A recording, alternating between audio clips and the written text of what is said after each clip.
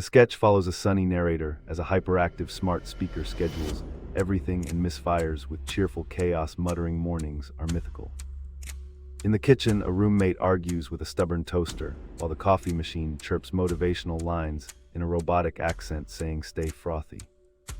The gym corner turns into a sitcom set as a home workout triggers a playlist battle with doorbell chimes and auto-tuned squats. Witty exchanges pop up about spilled smoothies, mistaken reminders from the calendar, and a fashionably late outfit that refuses to cooperate. The finale embraces imperfect routines with a roar of laughter from friends, affirming relatable chaos can still feel heroic.